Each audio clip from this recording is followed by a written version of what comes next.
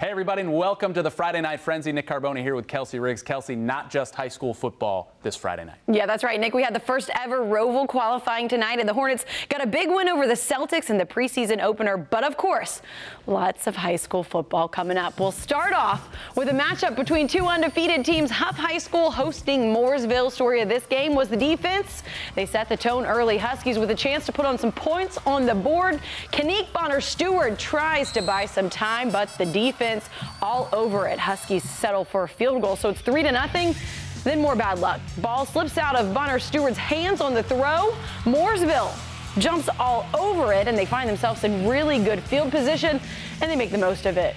Quamar Connor gets it over the top, and with guys all around him, he somehow breaks the tackles and takes off, takes it to the house. Mooresville on top 7-3.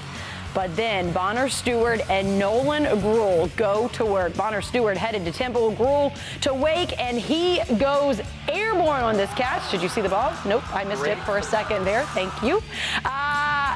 He's not done either. Second quarter, yeah, I did. Perfectly thrown ball, perfectly shot there, might I say myself. Beautiful catch. Not able to find the end zone, though. Again, the Huskies, they have faith in their kicker, though. Check this out. Camden Lewis, Student Athlete of the Week, headed to Minnesota, crushed a 52-yard field goal there. Nick, Hough trailing 7-6 at the break. Afterwards, though, Bonner-Stewart takes it into his own hands, quite literally. On 4th and 1, defense not expecting this. He takes it in for the touchdown. That's the game winner. Hough wins it 12-7. All right, good game. It was a battle of turnovers tonight as the West Charlotte Lions visited North Mac early out of the gate. Ball going back and forth. Check out that pick from Tagamir White off the tip. But the Vikings will immediately answer on the next play with a pick from Will Watts. Great concentration, great coverage, and he's there for it. And Watts plays both sides of the ball. How about this play from his quarterback, Aaron Scott? Out of the gun, flushed out of the pocket. Watch the throw from that position across his body. Perfectly thrown ball up to Watts, who goes up and gets it.